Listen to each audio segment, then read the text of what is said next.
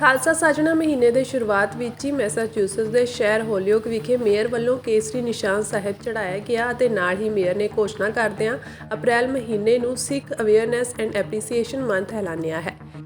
ਦੱਸ ਦਈਏ ਕਿ ਇਸ ਮੌਕੇ ਮੇਅਰ ਵੱਲੋਂ ਘੋਸ਼ਣਾ ਪੱਤਰ ਦਿੱਤਾ ਗਿਆ ਜਿਸ ਵਿੱਚ ਲਿਖਿਆ ਗਿਆ ਹੈ ਕਿ ਸਿੱਖ ਕੌਮ ਨੇ ਅਮਰੀਕਾ ਦੀ ਖੁਸ਼ਹਾਲੀ ਵਿੱਚ ਵੱਡਾ ਯੋਗਦਾਨ ਪਾਇਆ ਹੈ। ਸਿੱਖਾਂ ਦੇ ਪਹਿਲੇ ਗੁਰੂ ਸ੍ਰੀ ਗੁਰੂ ਨਾਨਕ ਦੇਵ ਜੀ ਦੁਆਰਾ ਸਿੱਖ ਧਰਮ ਦੀ ਸ਼ੁਰੂਆਤ ਹੋਈ ਤੇ ਸਿੱਖ ਅੱਜ ਵੀ ਉਹਨਾਂ ਦੀਆਂ ਸਿੱਖਿਆਵਾਂ ਤੇ ਚੱਲਦਿਆਂ ਸਿਦਕ ਹੱਕ ਸੱਚ ਦੀ ਕਮਾਈ ਕਰਦਿਆਂ ਮਨੁੱਖਤਾ ਦੀ ਸੇਵਾ ਕਰਦੇ ਹਨ। ਸਿੱਖ ਧਰਮ ਬਰਾਬਰਤਾ ਤੇ ਇਨਸਾਫ ਵਰਗੇ ਵਡਮੁੱਲੇ ਵਿਚਾਰਾਂ ਨਾਲ ਆਪਣੀ ਵੱਖਰੀ ਪਹਿਚਾਣ ਰੱਖਦਾ ਹੈ। ਸਿੱਖਾਂ ਨੇ ਅਮਰੀਕਾ ਵਿੱਚ ਵਸਦਿਆਂ ਪ੍ਰਸ਼ੰਸਾਯੋਗ ਕੰਮ ਕੀਤੇ ਹਨ, ਜਿਸ ਲਈ ਸਾਡੀ ਜ਼ਿੰਮੇਵਾਰੀ ਬਣਦੀ ਹੈ ਕਿ ਸਾਡਾ ਸਮਾਜ ਵੀ ਸਿੱਖਾਂ ਦੀ ਪਹਿਚਾਣ ਅਤੇ ਸਿੱਖ ਧਰਮ ਬਾਰੇ ਜਾਣੇ ਅਤੇ ਸਤਿਕਾਰ ਕਰੇ। ਇਸ ਲਈ ਅਪ੍ਰੈਲ ਮਹੀਨੇ ਨੂੰ ਸਿੱਖਾਂ ਦੀ ਵੱਖਰੀ ਪਹਿਚਾਣ ਨੂੰ ਸਮਰਪਿਤ ਕਰਦਿਆਂ ਇਸ ਨੂੰ ਸਿੱਖ ਅਵੇਅਰਨੈਸ ਐਂਡ ਐਪਰੀਸੀਏਸ਼ਨ ਮੰਥ ਐਲਾਨਿਆ ਗਿਆ ਹੈ। ਵਾਹਿਗੁਰੂ ਜੀ ਕੀ ਫਤਿਹ। We are in Holyoke today raising our flag. April 29, Khalistan Declaration Day and Sikh Awareness Month and Khalsa Sadhana Divas.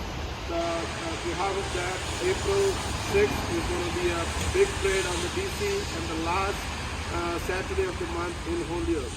Khalistan Zindabad, Khalistan Zindabad, Khalistan Zindabad, Khalistan Zindabad, Khalistan Zindabad. Bole Soneha. Sri Akal. Vaheguru ji ka Khalsa, Vaheguru ji ki Fateh.